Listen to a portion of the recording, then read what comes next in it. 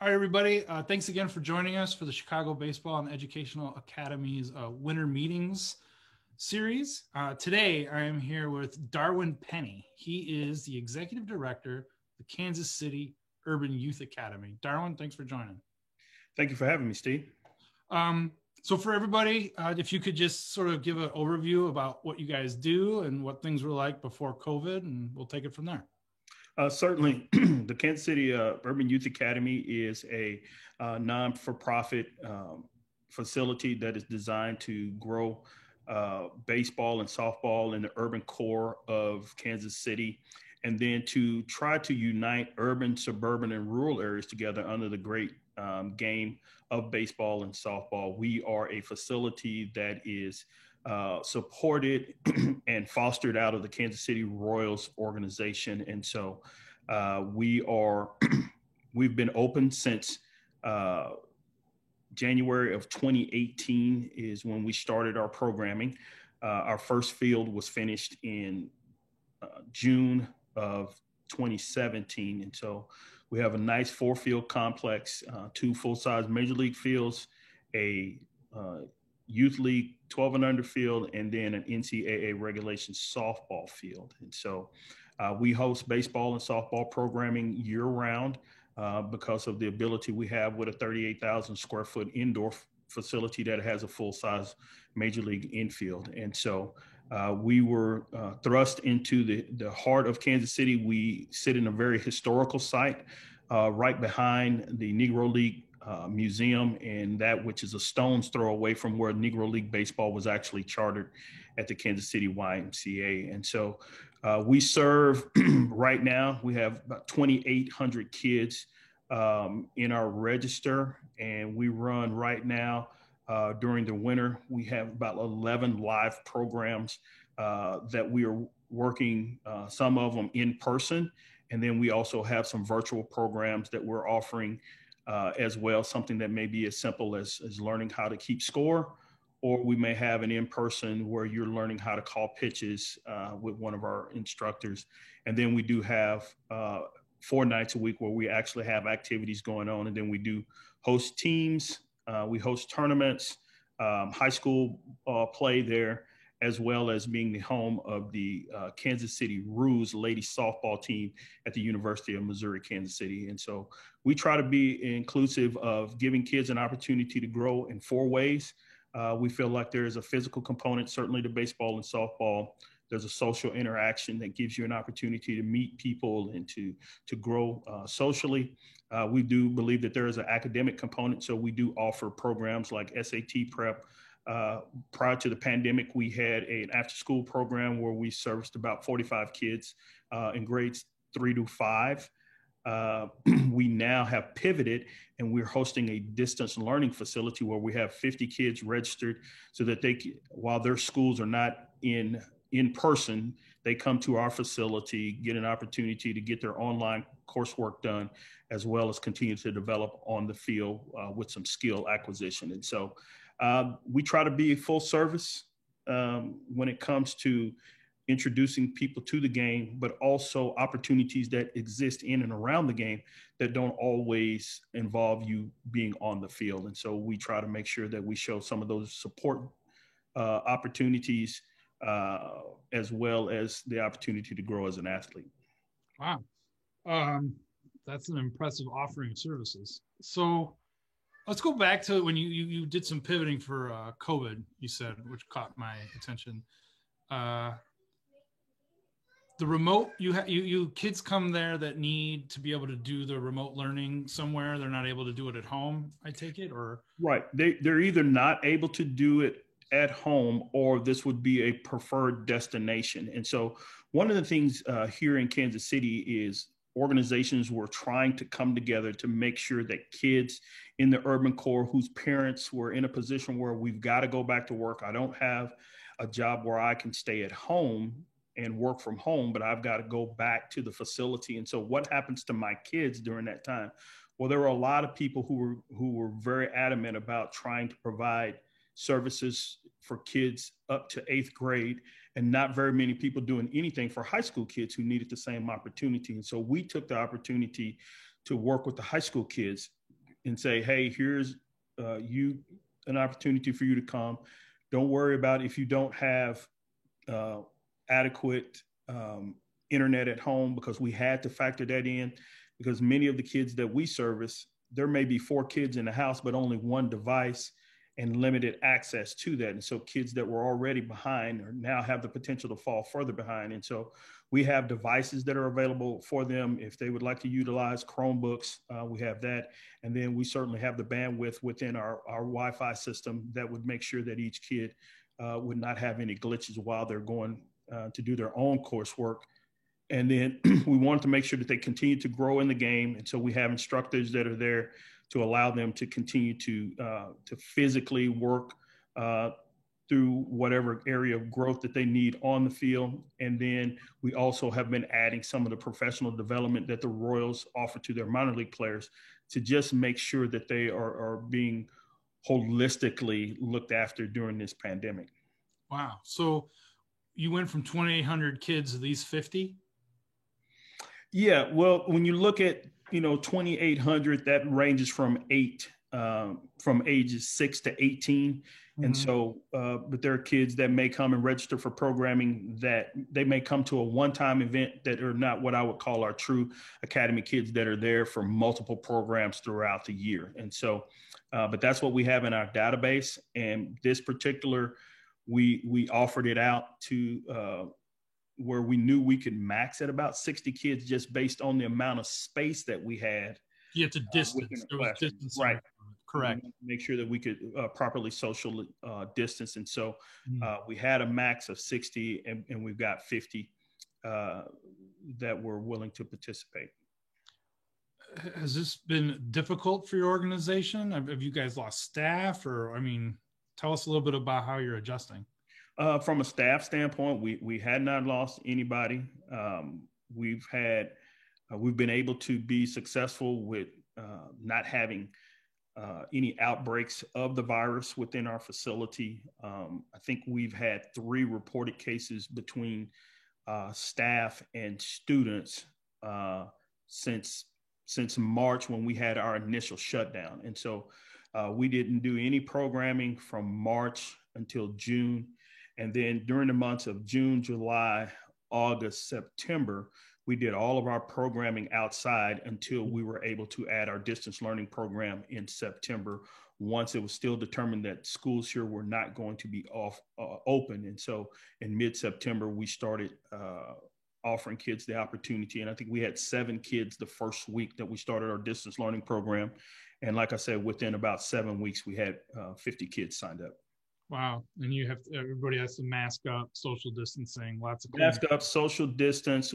We had to bring in some new tables where we had 8-foot tables where we could put a kid on one end of a table and another kid on another end. And now we're using our lobby space that we normally would receive people coming to our facility. So we're using that. We're also using our classrooms. And then even at times we may use our press box, because one of the interesting things has been that we have kids who are involved in band and in music, and they need a place where they can get their work in while they're online with their fine arts teacher. And so we want to make sure that they could have a place that they could do their chromatic scale with their clarinets or saxophones or whatever they have. So. Wow. So Illinois has had some pretty strict lockdown policies. I'm actually not that familiar with how Missouri has been. So I think one of the things you have to remember here is that Kansas City is a border state. And so things that are going on the Kansas side are not the equivalent of what's going on the Missouri side. 2 very, very different, but we follow the rules of Missouri. And then our mayor and the policies that they've put in place. And so as a recreational facility, we were able to open our indoor facility with the idea of being at 50% capacity would be our max. And so we're only at about 10% when we have our distance learning program there of what we could actually have inside of our building. And so we've tried to follow all of the guidelines that they've had for not only the city, but within Parks and Rec, because the park where we sit does belong to Parks and Rec. And so we had to navigate all of those things and make sure that we stayed in contact with the Parks and Rec managers to say, here's what we're doing, to make sure that we're in compliance with CDC guidelines, as well as the city of Kansas City, Missouri. Wow. Oh, it took about 10 minutes, right, to get all that organized? It was a work in progress. And the best thing that we were able to do was to utilize many of the policies that were already in place for the Kansas City Royals and Major League Baseball. Those things that they were doing out at Kauffman Stadium, we tried to make those things adaptable to what we were doing, because we do fall under that umbrella of the Royals and of Major League Baseball. We're one of the eight urban youth academies throughout the United States. And so we were sharing those best practices with the other academies, looking at what they were doing. But our biggest guideline came from what was going on at Kauffman Stadium and how they were trying to navigate getting ready to play a season in which there were no fans, and how could we utilize those policies to best serve our facility and our student athletes who still needed some sense of normalcy.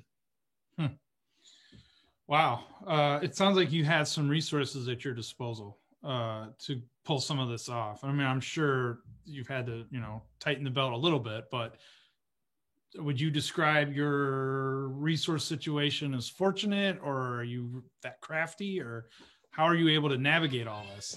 I think we're very fortunate. Like I said, when you fall under that umbrella of the Kansas City Royals, one of the things that I was able to collaborate with our staff, and then we also had the resources of, because the Royals partnership and our own partnership with University of Kansas Medical, we were able to also utilize some of their best practices to say, hey, here are things that you can do to make sure that you're keeping your kids safe. And then be able to then look at guidelines as far as how many kids that we wanted in the facility. And the biggest challenge for us was like, how could we restructure our programming with all of these unknowns? And certainly as the year has gone by, we've been able to either dispel some myths or make sure that we could do things that would always take the priority of health over trying to just get a program in. A individual's person's health meant more to us than, we're just trying to stay open. But it was important because we do know that these kids need a place to go and they need an outlet because their world has been turned upside down. Now, I've never been to Kansas City. I know I've done some reading and, things that have been on the news here and there. I'm definitely familiar with the Negro League Museum. I unfortunately missed, because of COVID, I was going to have a meeting with Bob Kendrick that never happened. That would have been really cool. What is the situation like in Kansas City? When the pandemic hit Chicago, some of the neighborhoods we work in were already traumatized. The families living in some of these neighborhoods, it's already tough times. And then this hit, and it was just unbelievable what happened to some of these communities. I don't know what it's like in Kansas City or the demographics really. Can you talk about that a little bit? Yeah. So Kansas City, when you look at it as a whole, is about 20% minority. On the Missouri side, I'm speaking Missouri.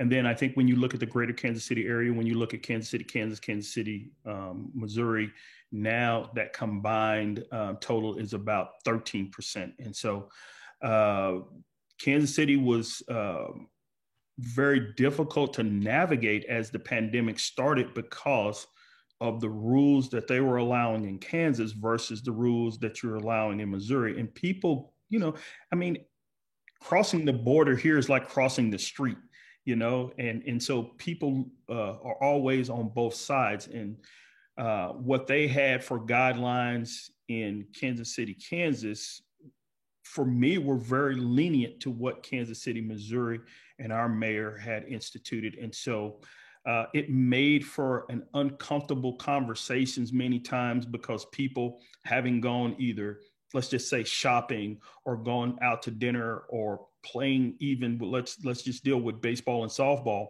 what they were allowing tournament activity on one side was not happening. We also were under the trying to deal with the guidelines of 5 different counties in this greater Kansas City area that all had their own set of rules. And so it made it difficult. I think tensions started to run high with people because I can go here and do this, but I go here. And now I feel like I'm being inhibited. And so for us, it was a matter of trying to say, here is our unified voice. And our unified voice came through the chain of Major League Baseball, the Kansas City Royals, to the Urban Youth Academy, and then see through those line up with what our mayor is asking. And so we were able to navigate it that way. Kansas City is, the schools here had struggled for a long time on the Missouri side. Years ago had lost its accreditation and only recently had gotten that accreditation back. And so when you talk about kids were in a position to not be successful academically, to me, that was one of the most concerning things, is kids that are already behind. Here's the potential now to fall further behind. And people didn't seem, from where I was at, to realize what could happen. And so there also became this challenge when you in the sports realm is, you know, my student athlete is in a position for a scholarship. And if you don't play sports, then, you know, all of our hopes to going to college and having that paid for now has been compromised. It's been jeopardized. And so we saw people take on school boards and school districts to say, you know, you have to allow these kids to play, because now the recruiting has been tilted when you see places like Texas, California, Florida that were forging straight ahead. And so I know you guys have been very limited there in Chicago, whereas the Midwest that we are here in Kansas and Missouri was really trying to figure out, we're not as large as Chicago. And so we can move forward. And then, but we did, I think we received a scare probably about a month ago when we had our bed space in the hospitals had exceeded 85%. And that's not where you want to be because of all of the COVID confirmed cases. And so it's been a trying situation, but our sense of normalcy will never be the same. But we have tried to just move forward as best we can, giving kids an opportunity to express themselves through baseball and softball activity. So this isn't going to last forever, but you did mention that, you know, maybe things will never quite go back to the way they were. I don't know how we could ever be the same again. No, for a variety of reasons. It's been the last 12 months have been extraordinary, to say the least.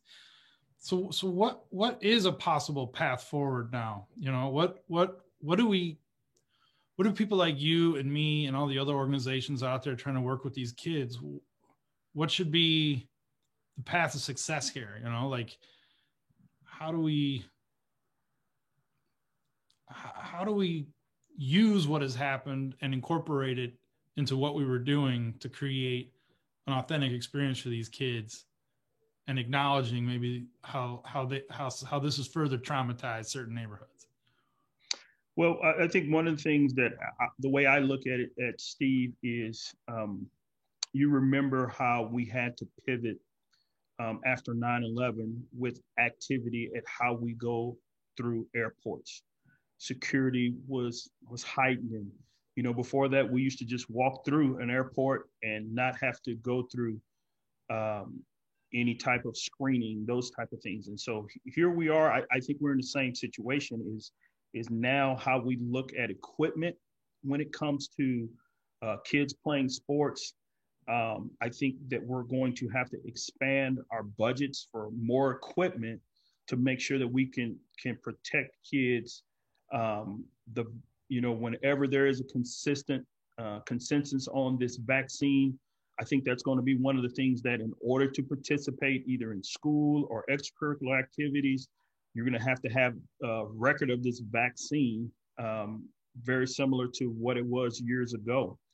I think the other thing is we're going to have to look at officials in the same manner. What type of vaccines have you had to make sure that people stay healthy and that this virus does not start again with a different strand. We already see now that we have a different strand that's out there. And so, but we've got to provide programming, I think, not only on the field, but I think one of the biggest things that cities and states are going to have to look at is mental health, because people have been bottled up, right? And I don't want to compare people to animals, but I'm going to use it as a reference, right? When we come home and our dog, needs to get outside, man, he's going 100 miles an hour when you finally open that door. And so I think too, we have to be careful of risks that people are going to be willing to take just to get back to what they knew, because it's not always easy. And I'll reference again, going through the airport, we made the adjustment though. And now you know how much identification you need to have. You pack and you travel differently, whereas you had many different bags because all these screenings.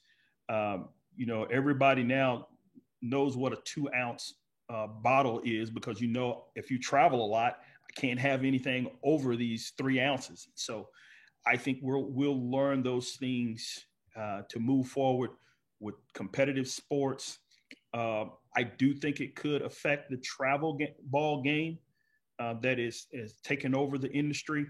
I think a lot of people will look at, hey, instead of us going to some of these states, maybe we become more of a regional team. We're not the national team that we may aspire to be and play locally. I think parents are going to factor that into when they start choosing schools. Am I going to let my kid go to a school that's in an area that has disregarded the vaccine or had high numbers of the virus? And what precautions is that particular state, is that campus? Because I think now, as you look at schools, you look at those things, you're going to be looking for what are your COVID policies in place before I make a decision on this is where I'm going to continue my education, or this is where I'm going to move to for if you were going to take a new job. And I think all of that factors into how we're going to have to move freely about the country and how we're going to compete on the athletic playing fields as we get into the next 2 or 3 years. In 3 or 4 years, it may be differently, because now all of these things are set in place. And then here's the things that I know I have to do, just like I say, again, going to the airport, I know what I need to do now to be successful and to navigate TSA and to get on my plane and move about the country. Yeah, it sounds like we have, we're not quite out of the woods yet, even with the vaccine. It's going to be a long year adjusting all this. I mean, that's consistent with everything that's going on in Chicago and all these other organizations we've talked to. It's further things to distract from focusing on what's best for kids, although keeping them safe and healthy isn't, so important, but it's more barriers. I see. I worry about this causing more complications to under-resourced organizations. Absolutely. How one of our biggest debates over the last 2 decades or plus has been healthcare for everybody. And so now, how is healthcare going to be affected by this? And we talk about the youth space, and every kid should have the right to have some type of ability to access medical aid. And if you don't have the resources, then I would hate to say this, is your dose of the vaccine going to be the same of somebody who has the best insurance that money can buy? That's above my pay grade. I don't. Right. I'm just saying, these are some of the questions that we'll have to ask, and are somebody going to try to come out with a generic brand of the vaccine? Yeah. Yeah, I mean, I don't even have a vaccine yet. I'm probably not even scheduled to get one for a few months. So I there's gonna be don't. a lot of questions. It's gonna be a lot of questions to navigate that. I I haven't had. worry even. Oh, go ahead. I'm sorry. I was going to say I haven't had it yet, but right now here in Kansas City, one of the things that they're trying to do is pass policy where those who will be working with youth have to have the vaccine to work with youth. That makes sense to me. So that I mean, could it's not. the line if they pass that. Teachers have to be vaccinated. When I was a teacher, I mean, every couple of years, I had to show that all my shots were up to date, and it's just probably going to be part of that cycle. I'm fine with that. I guess I worry too, besides the healthcare and the vaccine, even something more simple when we think about resources for neighborhood organizations, gloves, Yes. Bats, things that you used to be able to share. You're not going to, I don't think you can share them the same. So think about that cost. Maybe an organization like yours or mine might be able to figure that out. But some of these smaller teams where it's just a team as a neighborhood organization, parent volunteers, it's going to cost more for their kids to play baseball. Absolutely. We've been fortunate that we have had those resources, and we've been able to partner with people. And so when kids come in, we have the ability to give kids gloves, or at one time we could allow a kid to basically use a glove for the day. That's gonna change. Yeah, and we're just gonna have to say, and the hard part for us is we believe in kids earning equipment. So if you come to 6 weeks of programming and you don't have a glove, we allow you to borrow one. Well, at the end of that program, you'd get that glove. Yeah, it's going to have to go like that. Well, now we got to give the glove. We've got to give the glove up front. Yeah. Yeah, they have to have their own glove, their own hat, their own helmets, catching equipment. Crazy. If not, then certainly we already do disinfect. In past, we were already disinfecting any shared equipment because we want to make sure. But then now, if you're a kid that comes and let's say you don't have the resources, are we going to say to you that maybe you have to wear a skull cap or something to use a pre-owned helmet? Yeah. Because not every piece of equipment do we have is brand new. Some of it was gently used and donated to us.